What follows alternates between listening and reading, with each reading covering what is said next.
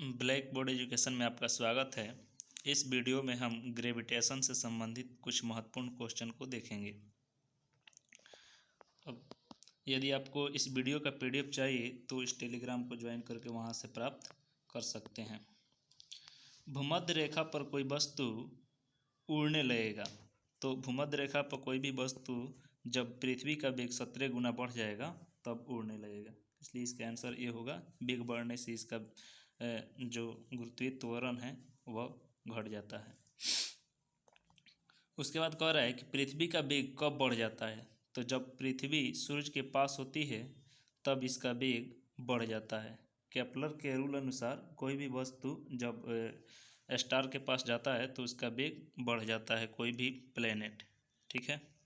इसके बाद कह रहा है न्यूटन से पहले किसने बता दिया था कि पृथ्वी में आकर्षण बल होता है, तो इसका आंसर हो जाएगा बी, भास्कराचार्य 2।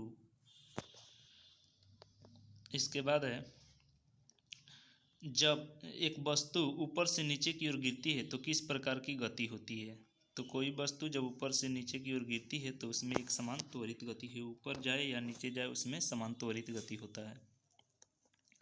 इसके बाद कह रहा है कि जी का मान क्या होता है, तो पृथ्वी की सतह से ऊपर जाने पर बढ़ता है, यह बिल्कुल गलत बात है।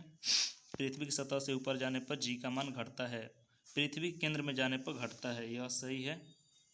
उसके बाद स्थिर स्थिर नहीं रहेगा, भूमध्य रेखा पर अधिक, ध्रुव पर कम होता है, यह बिल्कुल गलत कह रहा है। भूमध्य रेखा पर सबसे कम होता है और ध्रुव पर सबसे अधिक होता है। गुरुत्वाकर्षण बल का कारण है, तो गुरुत्वाकर्षण बल का कारण होता है मास, जबकि इसमें ऑप्शन दिया है ज्वार, चंद्रमा की गति, दोनों, और सी कह रहा है कि इसमें से कोई नहीं, तो इसका आंसर सी होगा, इसमें से कोई नहीं, क्योंकि इसका कारण होता है मास। न्यूटन का गुरुत्वाकर्षण का नियम लागू होता है केवल छोटे वस्तु पर, केवल पौधे पर, सभी शरीर चाहे उसका आकार कुछ भी हो, सौरमंडल के लिए, तो इसका आंसर सी होगा। सभी वस्तु के लिए होता है, सभी बॉडी के लिए लागू होता है यह। 8वां कह रहा है गेंद को ऊपर फेंका जाता है तो जी का मान, कोई भी वस्तु जब ऊपर जाएगा तो जी का मान निगेटिव होता है, क्योंकि जी नीचे की ओर लगता है, तो विपरीत डायरेक्शन में होने के कारण यह निगेटिव होगा, इसलिए इसका आंसर सी होगा। वायुमंडल पृथ्वी से जुड़ा रहता है, तो वायुमंडल पृथ्वी से गुरुत्वाकर्षण बल के द्वारा जुड़ा रहता है।